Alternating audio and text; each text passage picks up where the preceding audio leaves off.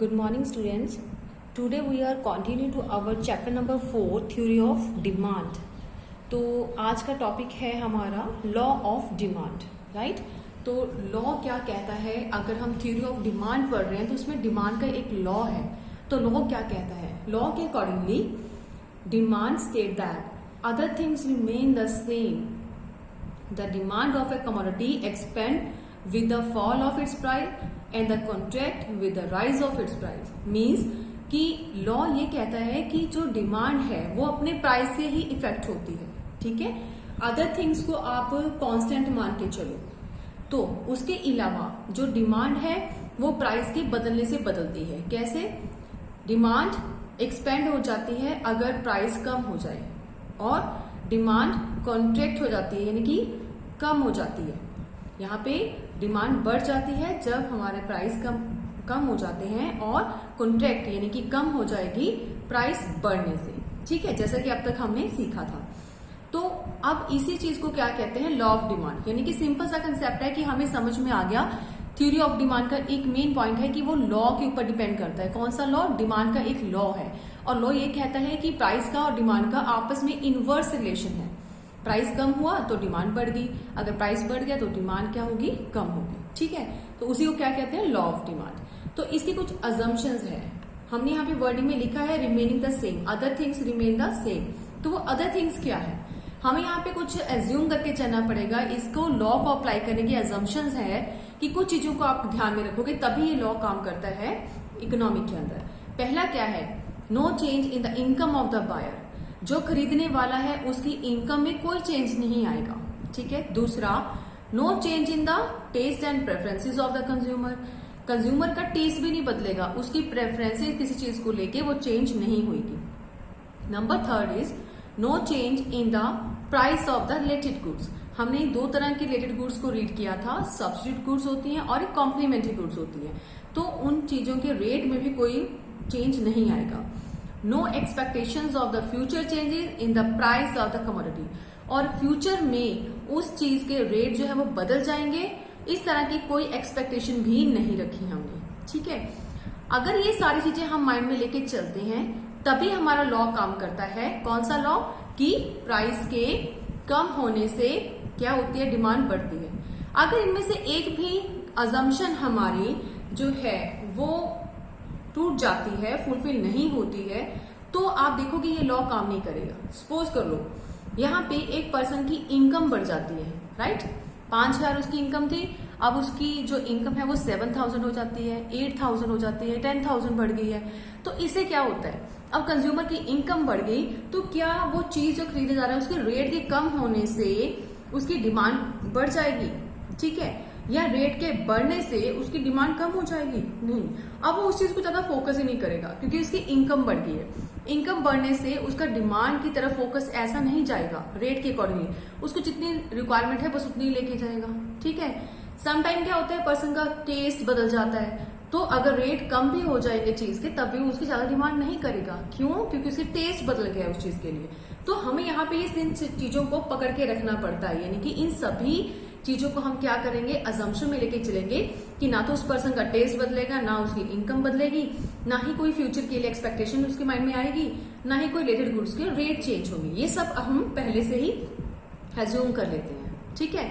तो अब हम शेड्यूल देखते हैं कैसे बन सकता है हमारा लॉ ऑफ डिमांड का शेड्यूल. हमने यहाँ पे प्राइस लिया है, किसी भी कमोडिटी का ले सकते हैं. हमने यहाँ पे लिखा है प्राइस ऑफ द मिल्क. तो प्राइसेस क्या है और उसके ऊपर डिमांड क्या क्या करता है एक इंडिविजुअल पर्सन अगर हो तो.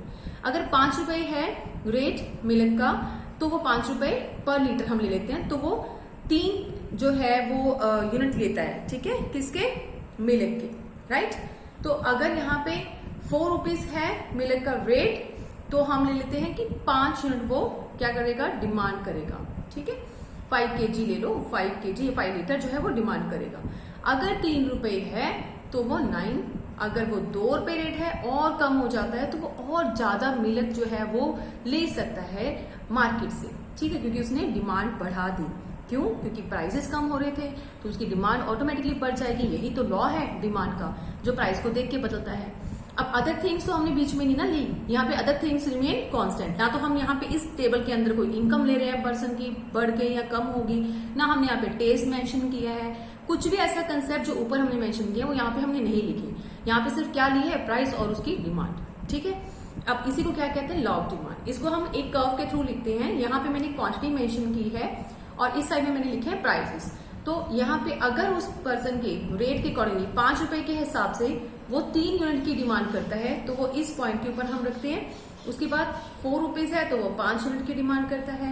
अगर 3 रुपए है तो वो कितने केजी की डिमांड करता है, 9 केजी, 9 लीटर ऑफ मिल्क। और अगर 2 रुपए रेट है तो वो 15 केजी की डिमांड कर रहा है। हमने यहाँ पे अज्यूम कर लिया, ठीक है, रेट्स को। तो यहाँ पे उसका कर्व क्या बनता है, इन सबको मैंने ज्वाइंट कर दिया। दिस इज द DD, यानी कि डिमांड कर्व जिसको बोलते हैं। ठीक है, तो अगर आपको लॉ ऑफ डिमांड आ जाए, आपने मीनिंग बताना है, अजम्पशन जरूर लिखनी है बेटे, और साथ में एक शेड्यूल और डायग्राम आपको बनाना है। ये कंसेप्ट था आपका लॉ ऑफ डिमांड कि जब भी आपको थ्योरी ऑफ डिमांड आ जाए तो आपको सिंपली माइंड में फटाफट से आ जाना चाहिए कि लॉ ऑफ डिमांड के बारे में ही बात कर रहे हैं इस थ्योरी ऑफ डिमांड के चैप्टर के अंदर। नेक्स्ट कंसेप्ट क्या है कि why more of goods purchase when it's prices fall. अगर रेट कम हो जाते हैं तो कंज्यूमर ज्यादा चीजों की डिमांड क्यों करता है। ठीक है, या इसका दूसरा क्वेश्चन इस तरीके से आ सकता है, why does demand curve slope downward. ये DD जो है, डिमांड कर्व जो हमें दिखाई दे रहा है, वो नीचे की तरफ ही क्यों जाता है। इसके कुछ क्या है, रीजंस हैं, पॉइंट्स हम यहाँ पे देखते हैं टर्न वाइज क्या क्या वजह है। पहला आता है law of diminishing marginal utility. तो हमें अभी तक चैप्टर के अंदर पढ़ा है कि जैसे कंज्यूमर ज्यादा गुड्स जो है वो कंज्यूम करता जाएगा तो उससे मिलने वाली जो मार्जिनल यूटिलिटी है वो क्या हो जाती है बेटे, कम होती जाती है। राइट, तो जब मार्जिनल यूटिलिटी डिक्लाइन होती जाती है तो इसी वजह से हमारा जो स्लोप है वो डाउन होता जाता है, क्योंकि मार्जिनल यूटिलिटी मतलब उसकी सेटिस्फैक्शन, ठीक है, वो क्या हो जाती है, डाउन हो जाती है। तो जब एक कंज्यूमर जो है रेट्स को चेक करके प्राइस को चेक करता है, राइट, तो प्राइसेस अगर फॉल हो जाते हैं, कम हो जाते हैं, तो उसकी डिमांड क्या हो जाती है, इंक्रीज। तो जितनी वो कंजम्पशन बढ़ा देगा, जितनी इंक्रीज करेगा, उससे मिलने वाली मार्जिनल यूटिलिटी डिक्लाइन होती जाती है। इसलिए हमारा जो स्लोप है वो डाउनवर्ड स्लोपिंग बनता है। राइट, सेकेंड आता है इनकम इफेक्ट। इनकम का अभी हमने ऊपर एजम्पशन ली थी कि इनकम उसकी चेंज नहीं होगी, रिलेटेड गुड्स चेंज नहीं होंगे, तो अभी हम फिर से यहाँ पे ले रहे हैं कि इनकम इफेक्ट की वजह से ये वाला स्लोप डाउनवर्ड हो रहा है। यहाँ पे मोस्टली बच्चे कंफ्यूज होते हैं कि मैम ऊपर आप लिख रहे हो कि income of the consumer will not change, तो अभी आप कह रहे हो कि इनकम का इफेक्ट पड़ता है। अब इसको ध्यान से समझो, ठीक है। इनकम इफेक्ट का मतलब यहाँ पे हम क्या शो करने वाले हैं बेटे कि एक पर्सन, यहाँ पे एग्जाम्पल लेके मैं आपको समझाती हूँ। अगर हम यहाँ पे ले लें कि कोई एक आइटम है जिसका रेट x आइटम है और प्राइस ऑफ x जो है वो है 3 पर kg, ठीक है। तो उस टाइम जो हमारा डिमांड कर रहा है कंज्यूमर वो कितनी kg ले लेगा, यहाँ पे प्राइस कितना है 3 और क्वांटिटी कितनी लेके जा रहा है वो 50 kg, राइट। तो अगर हमारे डिमांड जो प्राइस है वो डाउन हो जाए, ये अभी 3 रुपए था, अब कितना रह जाए 2.5 रुपए पर केजी रह जाए, ठीक है, पर केजी। तो उस केस में 2.5 रुपए अगर रेट रह जाता है तो वो कितनी डिमांड कर रहा है, अब 60 केजी की डिमांड कर रहा है, ठीक है। तो इट मीन्स क्या हुआ कि अगर किसी भी चीज के कमोडिटी के रेट्स अगर गिर जाते हैं तो उसकी परचेजिंग पावर इंक्रीज हो जाती है। पहले उसने कितना ले लिया था, टोटल खर्चा कितना हो गया था उसका 150, ठीक है। तो 150 रुपीज उसे स्पेंड करने पड़े, 50 केजी था और 3 रुपए उसका रेट था, तो 150 रुपीज उसके पास से चले गए। अभी उसकी इनकम का कोई फर्क नहीं पड़ा यहाँ पे सिर्फ हम कहेंगे परचेजिंग पावर बढ़ने से उसकी इनकम का इफेक्ट पड़ता है। Yes, that is the income effect. 150 रुपया कब लगा था, जब 3 रुपए था रेट, राइट, इतने रुपीज उसको स्पेंड करने पड़े। अभी भी उसको 150 रुपया ही खर्च कर रहा है, 150 रुपीज ही स्पेंड कर रहा है, पर रेट के फर्क पड़ गया। यहाँ पे रेट जो है वो 50 पैसा कम हो गई, यहाँ पे 2.5 रुपए हो गया, ठीक है, 2 रुपीज 50 पैसा यहाँ पे केजी का रेट है, तब उसने परचेजिंग पावर बढ़ गई। अब 50 केजी की जगह पे वो 60 केजी परचेज कर सकता है एक्स की कमोडिटी, राइट। तो अभी भी उसने कितना खर्च कर दिया 150 का। इट मीन्स कि यहाँ पे इसको बोलते हैं इनकम इफेक्ट। इनकम इफेक्ट कैसे क्रिएट हुआ, with the fall in the prices. ठीक है, प्राइसेस के कम होने से उसकी परचेजिंग पावर इंक्रीज होगी, so that's why he can purchase more with the falling prices. Okay, so next आता है सब्स्टिट्यूशन इफेक्ट, यानी कि रिलेटेड गुड्स का। तो जैसे अभी हमने कहा था कि इनकम, नेचुरल टाइम पे हमने इनकम को बढ़ाया नहीं, अभी भी उसकी इनकम स्पेंड करने वाली 150 रुपया वो सोच के आया था और 150 ही खर्च कर रहा है, बट कैसे फर्क पड़ा, सिर्फ प्राइसेस के चेंज होने से। सिमिलर हम सब्स्टिट्यूट गुड्स का रेट देखने हैं, ठीक है। तो यहाँ पे सब्स्टिट्यूट इफेक्ट का मतलब हमने क्या देखना है कि अगर हम चाय और कॉफी, दो चीजें होती है, हमारा जो कंज्यूमर है वो चाय पीने वाला है, ठीक है, और अगर मार्केट में यहाँ पे हम चाय वाला डायग्राम बना रहे हैं, टी का डायग्राम बना रहे हैं, 5 रुपीज उसका रेट है, राइट। तो अब डिमांड कितनी हो रही है बेटे, 5 रुपीज के अकॉर्डिंगली हमने यहाँ पे डिमांड कर दी 3 यूनिट्स की डिमांड कर रहे हैं, ठीक है। तो हमने यहाँ पे क्या ले लिया, अब सब्स्टिट्यूशन का इफेक्ट कैसे पड़ेगा हमारे डायग्राम के ऊपर, ये कौन सा डायग्राम हमने लिया है, टी का।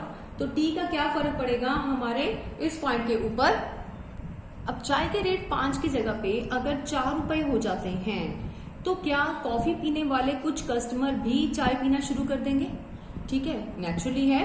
क्यों, क्योंकि चाय के प्रोड्यूसर ने रेट कम कर दिए, 5 रुपीज की जगह पे 4 रुपीज कर दिए।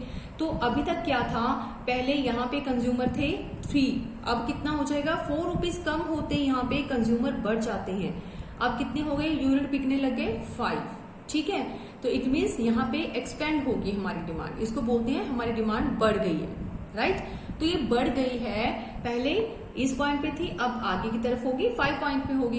तो क्यों, क्योंकि रेट्स कम हो गए। तो सब्स्टिट्यूट का इफेक्ट कहाँ पे नजर आया इस क्वेश्चन के अंदर, सब्स्टिट्यूट का इफेक्ट मतलब कि टी और कॉफी दोनों ही एक दूसरे के सब्स्टिट्यूट आइटम है। तो टी यानी कि हमारा जो डायग्राम है वो टी बनाने वाला है, तो टी के रेट्स अगर कम हो गए हैं, यानी अभी जो हमने पीछे क्वेश्चन किया था स्लोप वाला डीडी का, वही है, समझ लो कि हमारा खुद के प्राइसेस कम हो जाते हैं, तो जो टी पीने वाले हैं वो कस्टमर तो आएंगे, साथ में जो सब्स्टिट्यूट गुड कॉफी है उसके भी कस्टमर हमारे पास आ जाएंगे, ठीक है। तो डिमांड का स्लोप इसीलिए डीडी हो जाता है, यानी कि डाउनवर्ड स्लोपिंग होता है। नेक्स्ट आता है न्यू कस्टमर। तो कई बार क्या होता है, जो अभी तक चाय पीने वाले कस्टमर नहीं थे, प्राइस को देख के, कॉफी वाले नहीं, कॉफी वाले तो आए गए हैं, उसके अलावा जो कॉफी भी नहीं पीते थे, चाय भी नहीं पीते हैं, न्यू कस्टमर भी क्रिएट हो जाते हैं। कई बार अचानक से लोगों को मन करता है मौसम के चेंज होने से या कुछ भी, तो चाय पीने शुरू कर देते हैं। तो जैसे ही रेट कम हुआ, साथ साथ लोगों की और लाइन लगी, तो इट मीन्स न्यू कस्टमर की वजह से भी हमारे जो कस्टमर है और बढ़ते जाते, जैसे जैसे बढ़ते जाएंगे ये वाली लाइन क्या होती जाएगी, ऐसे ऐसे इस तरह से डाउनवर्ड होती जाएगी, ठीक है, यानी कि इंक्रीज होती जाएगी। अब और इंक्रीज करके दिखाएं तो यहाँ पे 2 अगर रुपीज रेट है तो ये 5 से भी कितने हो गए, अब 6 हो गए, यानी कि यूनिट कितने बिकने लगे, पहले 3 थे अब 5 थे, अब 6 यूनिट बिकने लगे, किस चीज के, चाय के, राइट। तो आगे आता है डिफरेंट यूजेस। अब कई चीजें ऐसी होती हैं जिसके बहुत सारे यूज होते हैं। तो जब एक चीज जैसे कि मिल्क है, पहले लोग सिर्फ मिल्क जो था वो पीने के लिए काम में लेके आते थे, अब उनको पता है कि मिल्क का रेट कम हो गया है, तो उसका नंबर ऑफ यूजेस तो है ही है, चाहे आप उसे चीज बना सकते हैं, कर्ड बना सकते हैं, बच्चों के पीने के काम आ सकता है, चाय में यूज कर सकते हैं। तो अब ऑल्टरनेटिव बहुत सारे हैं। तो जैसे जैसे मिल्क का रेट कम होंगे उसकी डिमांड बहुत ज्यादा हो जाएगी, because of it has the different uses, उसके पास बहुत सारे यूजेस हैं उसको इस्तेमाल करने के कंज्यूमर के पास। सो ये सारे पॉइंट्स थे जिसकी वजह से डिमांड बढ़ती है, और डिमांड बढ़ती है तो डीडी कर्व क्या होता है, डाउनवर्ड स्लोपिंग होता है, ठीक है। यही हमारा कंसेप्ट था कि why more of good is purchase when price fall. तो क्या रीजन है कि प्राइस कम होने से फटाफट जो है वो रेट्स के कम होने से डिमांड बढ़ जाती है, ठीक है, ये सारे पॉइंट हैं। नेक्स्ट आता है exceptions of law of demand. कुछ चीजें ऐसे भी हैं बेटे जो कि लॉ ऑफ डिमांड के ऊपर काम नहीं करता, जहां पे लॉ ऑफ डिमांड, कैसी चीजें हैं वो, जैसे कि हम बात कर लें आर्टिकल्स ऑफ डिस्टिंक्शन। यस, ये कौन सा आर्टिकल ऑफ डिस्टिंक्शन का मतलब होता है, वैल्यूएबल गुड्स, ठीक है, जिसको हम कहते हैं बहुत ही कीमती चीजें, जैसे कि डायमंड। अब डायमंड एक ऐसी चीज है, अगर इसके रेट कम हो जाएंगे ना तो हमारे माइंड में जाएगा कि ये चीज घटिया होगी इसीलिए इसका रेट कम है। एक्चुअल में डायमंड जितना महंगा होगा, लोगों की मेंटालिटी यानी कि लोगों का माइंड ऐसा सेटअप हो जाता है कि चीज बहुत प्योर होगी। अगर वो डायमंड महंगा है तो हम कहते हैं कि चीज महंगी है इसलिए है क्योंकि वो प्योर है, तो वहां पे ये काम करेगा ही नहीं। तो जैसे रेट कम होंगे लोग उसकी डिमांड नहीं करेंगे, because they think that this item is not original, ठीक है। तो इसलिए आर्टिकल ऑफ डिस्टिंक्शन के ऊपर ये हमारा लॉ काम ही नहीं करेगा। सेकंड आते हैं गिवन गुड्स। गिवन गुड्स हमने किया था लास्ट लेक्चर में कि थोड़ा घटिया क्वालिटी की चीजें होती हैं, क्वालिटी अच्छी नहीं होती है, पुअर क्वालिटी। तो ऐसी चीजों के रेट अगर गिर भी जाते हैं तो क्या उसकी डिमांड बढ़ जाती है? नहीं, उल्टा उसकी डिमांड जो है वो नहीं बढ़ती। क्यों?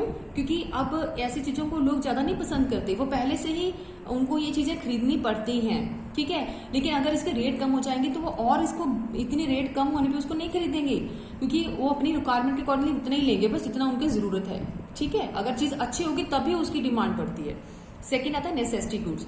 नेसेसिटी गुड्स ऐसी चीजें जिनको कि हम रेगुलर लाइफ में यूज करते हैं, तो इन चीजों का यूज भी हमें जितना करना है उतना ही करना है। तो रेट्स के कम ज्यादा होने से उन चीजों के ऊपर कोई फर्क नहीं पड़ता। जैसे कि सॉल्ट हो गया, शुगर होगी, ये तो हमें रूटीन में जितना इस्तेमाल करना है हम उतना ही इस्तेमाल करते हैं। अगर रेट्स बढ़ जाए, कम हो जाए, तो हमारी चीजों के परचेजिंग पे ज्यादा फर्क नहीं पड़ता। किसके ऊपर? नेसेसिटी गुड्स के ऊपर।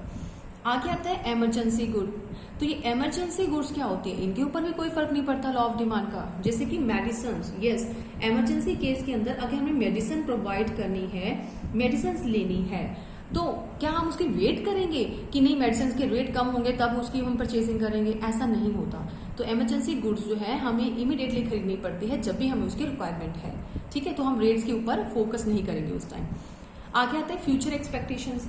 कई बार हम फ्यूचर को ध्यान में रखते हैं, ठीक है, कि फ्यूचर में ये जो चीज है वो अवेलेबल होगी या नहीं होगी, तो प्राइसेस जो है फ्यूचर के अंदर इसके चेंज हो सकते हैं। तो goods which are expected to become costlier, ठीक है, इन लार्ज क्वांटिटी, अगर हम we purchase in large quantity, अगर हमें लगता है कीमतें बढ़ जाती हैं, कॉस्टली हो जाएगी फ्यूचर के अंदर, जो चीज हम आज खरीदने वाली हैं उसकी कीमत बढ़ जाएगी, ठीक है। तो उस टाइम हम क्या करेंगे? हाई क्वालिटी की, हाई अगर हो जाएगी, कॉस्टली हो जाएगा, तो हम ज्यादा डिमांड करेंगे अभी।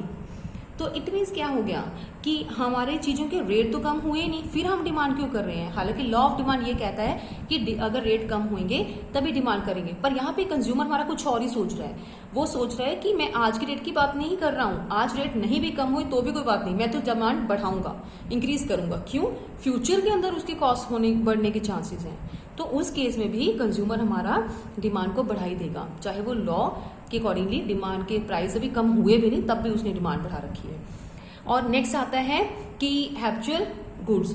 किसी चीज के लिए हम बड़े हैबिचुअल हो जाते हैं कि हमें ये चीज लेनी है, हमारी हैबिट है उसको यूज करना, तो उस केस में हमारा लॉ काम ही नहीं करेगा। अगर आपकी हैबिट है तो उसके सामने तो कुछ भी नहीं है। फिर अगर प्राइसेस कम है, ज्यादा है, तो उस कंज्यूमर ने चीज पसंद है, जो उसका यूज टू है, वो लेगा ही लेगा, ठीक है। चाहे कि अब इसमें क्या है, इसमें हैबिट्स में ज्यादातर कौन से केसेस आते हैं? जैसे कि कोई अल्कोहल लेने वाला पर्सन है, ठीक है, तो उसका रेट नहीं चेक करेगा, या कोई सिगरेट पीने वाले पर्सनैलिटीज होती हैं, तो वो क्या करेंगे? इस चीज के रेट्स नहीं चेक करेंगे, उन्होंने लेना ही लेना है, राइट, क्योंकि वो हैबिचुअल हो चुके हैं इन चीजों के। तो ये था एक्सेप्शंस, अगर आपको आ जाए 4 मार्क्स में, कि किन चीजों के ऊपर हमारा लॉ जो है वो काम नहीं करता, प्राइस को देखते हुए डिमांड नहीं होती, बल्कि ऑटोमेटिकली या तो बढ़ जाएगी या फिर नहीं बढ़ेगी, प्राइस को ध्यान में रख के नहीं करते, right. Next very important concept है बेटे, ये भी हम आज करेंगे, मूवमेंट अलॉन्ग ए डिमांड कर्व या फिर shift of a demand curve. बहुत इजी कंसेप्ट है। मूवमेंट का मतलब क्या होता है? जैसे हम डिमांड कर्व बनाते हैं, सपोज यहाँ पे एक मैंने क्वांटिटी और प्राइसेस मेंशन कर रखी है ग्राफ के ऊपर, और यहाँ पे हम कर रहे हैं कि अगर किसी चीज का रेट 5 रुपीज है तो हम 1 यूनिट की डिमांड कर रहे हैं, राइट। तो इसी तरह से अगर रेट के काफी कम हो जाते हैं, रेट गिर के अगर 1 रुपीज रह जाए, ठीक है, या 2 रुपीज रह जाए, तो उस केस में हम क्या करते हैं? 5 यूनिट की डिमांड करना शुरू कर देते हैं। पहले कंज्यूमर हमारा कहाँ पे खड़ा था? ए पॉइंट के ऊपर। क्यों? वो परचेजिंग कर रहा था, 5 रुपीज अगर रेट है तो वो 1 कमोडिटी खरीद रहा था, लेकिन जैसे ही कीमतें गिरी उसने अपनी क्वांटिटी परचेज करना बढ़ा दिया। अब कंज्यूमर हमारा कहाँ पे है? इस पॉइंट के ऊपर। इसको बोलते हैं डिमांड। आपके हिसाब से डिमांड बढ़ गई या कम होगी? अब मैं इसको यहाँ पे मैच कर रही हूँ, ये मेरा डी है, तो ये डी यहाँ से यहाँ की तरफ आया, यहाँ पे हम एरो लगा के शो करते हैं, यानी कि कंज्यूमर हमारा मूव कर गया, क्योंकि हमारा क्वेश्चन क्या है? मूवमेंट। कंज्यूमर हमारा यहाँ पे खड़ा था बिल्कुल स्टार्टिंग में, जैसे ही रेट कम हुए उसने क्वांटिटी बढ़ा दी और 5 कर दी, तो कंज्यूमर हमारा मूव करके कहाँ चला गया? आगे की तरफ। आगे की तरफ मतलब उसने क्वांटिटी बढ़ाई है या कम की है, आपने यहाँ से चेक करना है। पहले 1 ले रहा था, अब कितना ले रहा है, 5 ले रहा है, तो यानी कि उसने बढ़ा दी। तो बढ़ा दी को क्या बोलते हैं, एक्सपेंड कर दिया। ठीक है, तो ये हमारा कौन सा कंसेप्ट बन गया, पहला एक्सपेंशन इन डिमांड। अगर आपको आ जाए कि एक्सपेंशन इन डिमांड का मतलब क्या है कि एक कंज्यूमर मूव करता हुआ दिखाना है और उसके साथ उसकी डिमांड एक्सपेंड होनी चाहिए, तो आपको इस तरह से दिखाना है। सेकेंड कंसेप्ट क्या है, मूवमेंट और भी हो सकती है दूसरे तरीके से, कि अगर एक आइटम जो वो खरीद रहा है उसका रेट था 1 रुपीज शुरू में और वो 5 आइटम की डिमांड कर रहा था, क्लियर, तो हमारा कंज्यूमर कहाँ पे है, इस पॉइंट के ऊपर। अब चीजों के रेट बढ़ गए हैं, 5 रुपए रेट हो गया, तो नेचुरली है वो उतनी आइटम तो नहीं खरीदेगा, उसकी कम कर देगा डिमांड। अब सपोज कर लो उसने 2 आइटम खरीदना शुरू कर दिया, ठीक है, कितने भी ले लो, 2, 3, 1, तो किसके रेट के ऊपर, 5 रुपीज रेट के ऊपर। इट मीन्स पहले वो ज्यादा आइटम खरीदा था, लेकिन जैसे ही रेट बढ़ गए वो वापसी की तरफ आ गया, यानी कि अपनी क्वांटिटी कम कर दी। अब वो कहाँ पे स्टैंड है, इस पॉइंट के ऊपर। तो अगर हम यहाँ पे डीडी कर्व को बनाते हैं तो ये डिमांड कर्व है हमारा, तो इसको क्या बोलेंगे आप, ये मूवमेंट हुआ, यस, ये ए पॉइंट से बी की तरफ मूव करता है। बट यहाँ पे और यहाँ पे इस दोनों डायग्राम में फर्क क्या है, यहाँ पे जो था वो ए बढ़ता है क्वांटिटी ज्यादा लेने के लिए, आगे मूव करता है। यहाँ पे ए पॉइंट के ऊपर खड़ा था हमारा कंज्यूमर, लेकिन अब वो बढ़ता है, मूव करता है ऊपर की तरफ कम क्वांटिटी के लिए। यस, 2 तरह से मूवमेंट होती है, या तो वो क्वांटिटी को एक्सपेंड करेगा या क्वांटिटी को क्या करेगा, कम करेगा, यानी कि ज्यादा परचेजिंग नहीं करेगा। और वो ज्यादा परचेजिंग नहीं करता तो उसको क्या बोलते हैं, कॉन्ट्रैक्शन इन डिमांड। तो यहाँ पे हम मेंशन करेंगे क्या, कॉन्ट्रैक्शन इन डिमांड, या तो एक्सपेंशन इन डिमांड करेगा या फिर कॉन्ट्रैक्शन इन डिमांड करेगा, और बोथ द केसेस क्या शो करते हैं, मूवमेंट। अब यहाँ पे एक चीज आपको याद रखनी है, ये जो मूवमेंट हमने दिखाया है, ए से बी की तरफ जाता है या यहाँ पे ए से बी की तरफ ऊपर की तरफ जाता है, तो एक में तो एक्सपेंशन हो रहा है डिमांड का, दूसरी में कॉन्ट्रैक्शन हो रहा है, कमी हो रही है डिमांड की, राइट, तो उसको बोलते हैं कॉन्ट्रैक्शन। तो इन दोनों केसेस में हमने क्या चीज कॉमन ली है, प्राइस। यस, तो मूवमेंट का कभी भी आपको कंसेप्ट आ जाए, आपके माइंड में सीधा यही आना चाहिए कि प्राइस की वजह से ही वो मूव करता है, प्राइस ही मेन पॉइंट है। प्राइस अगर कम हो जाएंगे तो वो ज्यादा डिमांड कर लेगा, अगर प्राइसेस बढ़ जाएंगे तो वो कम डिमांड करेगा, ठीक है। तो मूवमेंट किसके ऊपर डिपेंड करता है, प्राइसेस के ऊपर। नेक्स्ट जो पॉइंट है वो होता है शिफ्ट इन डिमांड कर्व। इन दोनों में फर्क आज आपको समझ में आ जाएगा। शिफ्ट इन डिमांड कर्व का मतलब क्या है कि हमारी डिमांड जो है वो शिफ्ट हो जाती है, ये होता है ऊपर नीचे, इसको बोलते हैं मूव करना। अब हम शिफ्ट की बात करते हैं, मुझे ऊपर नीचे नहीं घूमेगा हमारा डिमांड कर्व, आगे की तरफ या पीछे की तरफ शिफ्ट हो जाएगा। कैसे, अगर हमारी कमोडिटी के रेट 5 रुपए है, राइट, और अब यहाँ पे आप देखोगे कि हम प्राइजेस को नहीं हिलाएंगे, प्राइजेस को सेम रखेंगे। 5 रुपीज हमने लिए तो 5 रुपीज ही हमारा रेट है। अब यहाँ पे अपनी मर्जी से हम फ्री हैंड ले रहे हैं, ये डिमांड कर्व है, राइट, अपनी मर्जी से ये डिमांड कर्व है डीडी। अब इस डीडी के अकॉर्डिंगली हमने यहाँ पे क्या दिखाया है कि एक पर्सन 5 रुपए रेट के ऊपर कितनी क्वांटिटी परचेज कर रहा है, 10, ठीक है। अब क्या हुआ कि शिफ्ट कैसे हो गया हमारा डिमांड कर्व, इधर की तरफ हम शिफ्ट करके दिखाते हैं। अब शिफ्ट का मतलब कि कुछ और वजह रही होगी जिसकी वजह से डिमांड शिफ्ट हो गई, जैसे कि पर्सन की इनकम बदल गई। अब इनकम बदल गई, पहले वो इसी गुड को 10 यूनिट खरीदता था, अब उसकी इनकम बदल गई है, बढ़ गई है, तो वो क्या करना चाहता है, और आइटम खरीदना चाहता है। तो ठीक है, हम और आइटम खरीदने के लिए यहाँ पे क्या बनाएंगे, डीडी एक अनदर बनाएंगे जिसका नेम रखेंगे D1। तो अब यहीं पे हम चेकआउट करेंगे वो कितनी आइटम खरीद सकता है, 20, ठीक है। अगर आपको इनकम नहीं लेना तो आप अदर जो हमने पॉइंट्स पढ़े थे अजम्पशन वाले, उनमें से कोई भी पॉइंट आप माइंड में सोच लो कि चलो उसका टेस्ट बदल गया, तो टेस्ट बदल गया, पहले वो 10 यूनिट खरीद रहा था, अब 20 खरीद रहा है। हमने यहाँ पे डीडी इस साइड से यहाँ पे शिफ्ट कर दिया, ठीक है। अब आपको थोड़ा सा माइंड में डाउट आ रहा होगा कि ये ऊपर नीचे क्यों नहीं शिफ्ट किया पहले की तरह। बेटे पहले जो हमारा कंसेप्ट था that is depend on the price, price कम हुए या ज्यादा हुए उसके देखिए, लेकिन शिफ्ट हमेशा तभी होता है जब प्राइस में तो कोई चेंज नहीं आता, कमोडिटी का रेट जो है इट विल नेवर चेंज। ये 5 रुपए है, चाहे वो 10 यूनिट खरीदे, 20 खरीदे, 30 खरीदे, 40 खरीदे, रुपीज 5 का 5 ही रहेगा। 5 रुपीज रेट है तो इट मीन्स 5 ही रहेगा। ठीक है, अदर थिंग्स जो होती हैं वो इफेक्ट डालती हैं हमारे डिमांड के ऊपर, तो इसी को हम बोलते हैं इंक्रीज इन डिमांड। यानी कि हमारी चीज का मूवमेंट नहीं हुआ, ये इंक्रीज होके आगे चलेगी। पहले डी पे थी, अब D1 होगी, और इसके बाद अगर और चेंज आया तो D2 हो जाएगी, आगे की तरफ शिफ्ट होती जाएगी। इसको बोलते हैं इंक्रीज इन डिमांड। इसको एक्सपेंशन नहीं बोलेंगे, एक्सपेंशन सिर्फ ऊपर नीचे ए बी पॉइंट से बी से ए से बी की तरफ होता है। यहाँ पे इंक्रीज हो गया। ठीक है, वो ऐसे कौन से कंसेप्ट है हम यहाँ पे लिखने वाले हैं जिसकी वजह से कंज्यूमर की डिमांड बदल जाती है। अब प्राइस तो हमने यही रखा है ना, तो प्राइस बदल गया। अगर आप कहोगे कि मैम मूवमेंट कर दो, इसी चीज को यहाँ पे रख दो तो 20 करो, तो यहाँ पे करने से बेटे क्या होता है, ए से अगर मैं बी यहाँ पे मानती हूँ तो रेट भी मेरे कम हो गए। कितना हो गया, 5 से 4 हो गया। अगर एक ही लाइन के ऊपर मैं मूव करती हूँ, इसको नहीं लेते, अगर इसको हम स्किप कर दें तो एक ही लाइन पे मैं यहाँ पे इसको 20 लेके चलूं, तो बेटे आप यहाँ पे नोटिस करोगे कि रेट भी यहाँ पे फिर कम हो जाएगा। इस तरह से बनाना पड़ेगा मुझे कुछ ऐसा। ठीक है, बट हमने यहाँ पे बात पहले ही क्लियर कर दी कि यहाँ पे चीजों का रेट चेंज नहीं होता, बाकी चीजें इसके ऊपर इतना इफेक्ट डालती हैं डिमांड के ऊपर कि ऑटोमेटिकली हमारा डिमांड जो है वो शिफ्ट हो जाता है। ठीक है, तो ऐसी कौन सी चीजें जिसकी वजह से बेटे डिमांड हमारी शिफ्ट हो जाती है। पहला पॉइंट है कि या तो कंज्यूमर की इनकम जो है वो चेंज होगी, increase in income, increase in income, या तो ये हो सकता है। ठीक है, या फिर हम क्या कर सकते हैं कि रिलेटेड गुड्स जो होती है ना, सब्स्टिट्यूट रिलेटेड गुड्स, उसकी जो प्राइसेस हैं वो चेंज होगी। प्राइस ऑफ रिलेटेड गुड्स क्या हो गए, इंक्रीज हो गए।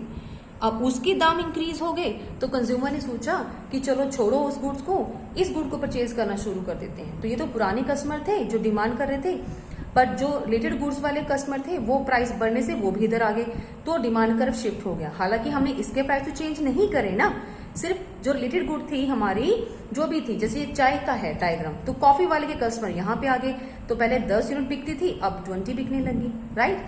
तो हमने डिमांड कर्व आगे शिफ्ट कर दिया। सिमिलर अगर हम लेते हैं कि इनकम और रिलेटेड गुड्स के अलावा हम साथ में ले लें कि टेस्ट बदल गया। ठीक है, हमारा फेवर में हो गया। फेवर मतलब कि पहले तो कस्टमर चाय की तरफ देखते ही नहीं थे, अब वो फेवर में आ गए। ठीक है, फेवर, या फिर हम लिखते हैं टेस्ट उनका बन गया, या फिर हम लिख सकते हैं प्रेफरेंसेस जो है वो चाय को देने लगे। तो जो कस्टमर अभी तक प्रेफरेंस नहीं देते थे, जिनका अभी तक टेस्ट नहीं था चाय का, तो वो भी कुछ कस्टमर, पहले तो 10% थे जो चाय पीते थे, अब टेस्ट बन गया, तो और हमने डिमांड कर बढ़ा के दिखा दिया कि अब मार्केट में डिमांड 20 होती है यूनिट्स की चाय की। ठीक है, बिकॉज ऑफ दीज रीजंस।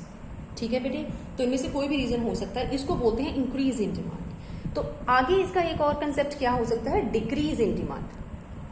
जैसे अभी हमने क्या दिखाया था, इंक्रीज इन डिमांड, सेम हम क्या देखेंगे अभी, डिक्रीज इन डिमांड। जैसे प्राइस तो हमारा वैसे ही रहेगा 5 रुपीज, और उस प्राइस को हम बिल्कुल इस तरह से दिखाएंगे, और हम दिखाते हैं कि ये हमारा डीडी है। ठीक है, और डीडी के बाद कुछ चीजें जो होती हैं बदल जाती हैं, डिक्रीज हो गया, तो डिक्रीज के बाद कुछ नया डिमांड कर हम यहाँ पे लेते हैं। पहले मैंने शो कर दिया कि 20 यूनिट्स जो थे परचेज कर रहे थे लोग, लेकिन अब डीडी जो है वो चेंज हो गया। अब क्या हो गया, D1 पीछे की तरफ शिफ्ट हो गया। वहां पे हमने आगे की तरफ मूव करके दिखाया था, यहाँ पे हम एरो के साथ दिखाते हैं D1 पीछे की तरफ हो गया। क्यों, क्योंकि डिक्रीज इन डिमांड हो गया। अब क्वांटिटी सिर्फ कितनी बिकती है, 5, हमने यहाँ पे ये ले लिया। तो ये क्या रीजन है, ऐसे कैसे डिक्रीज इन डिमांड हो जाएगा। रेट तो वैसा के वैसा ही है, रेट में तो चेंज नहीं हुआ, या तो रेट हाई हो जाता तो हम कहते कि डिमांड कम होगी, बट यहाँ पे रेट क्या है, स्टेबल है। तो रेट के स्टेबल होने के बावजूद भी जो अदर फैक्टर्स हैं वो हमारी डिमांड को इफेक्ट कर जाते हैं, जिसकी वजह से डिमांड क्या हो जाती है, डिक्रीज इन डिमांड। इसीलिए हम इसको कॉन्ट्रैक्शन नहीं बोलते, ये ऊपर नीचे की तरफ मूव नहीं करते, उल्टा हम एक अलग डायग्राम ही बना लेते हैं, अलग कर्व बनाते हैं। पहले ये था, अब क्या बन गया, D1। ठीक है, अदर फैक्टर्स कौन से हैं बेटे जो हमारी डिमांड को डिक्रीज कर देते हैं, या तो कंज्यूमर की इनकम डिक्रीज होगी, ठीक है, या पर्सन का टेस्ट बदल गया हो गया। अब पर्सन का टेस्ट जो है वो इस गुड के फेवर में नहीं है, वो डिक्लाइन हो गया होगा, तो इन्होंने डिमांड कम कर दी। या फिर क्या हो सकता है कि जो रिलेटेड गुड्स हैं उनकी प्राइस कम होगी, यस तो रिलेटेड गुड्स की प्राइस कम होने से क्या होता है कि वहां भी लोग ज्यादा चले गए खरीदने के लिए, तो उन्होंने क्या कर दिया, इस चीज की डिमांड कम कर दी, क्योंकि उसके रेट कम कर दिए तो अब वो उधर की तरफ भागेंगे, कॉफी वाले की तरफ, तो चाय की डिमांड कम होगी। तो ऐसे बहुत सारे कंसेप्ट होते हैं, 4-5 हमने लिखे थे अजम्पशंस में। तो इसीलिए हम क्या करते हैं, डिक्रीज इन डिमांड, पीछे की तरफ बैक फॉरवर्ड भी कहते हैं इसको, बैक की तरफ फॉरवर्ड हो गया। और अगर आगे चला जाता है तो उसको बोलते हैं इंक्रीज इन डिमांड, जिसको बोलते हैं नेक्स्ट आगे की तरफ फॉरवर्ड होना। ये बैकवर्ड होता है, वो फॉरवर्ड होता है, राइट बेटे। तो आज के लिए हम इतना ही कंसेप्ट करेंगे। तो अब तक आप जितने भी टॉपिक कर चुके हैं डिमांड के, उसको अच्छे से रीड करेंगे। कोई डाउट हुआ तो आप मुझसे डिस्कस करेंगे। ओके बेटे।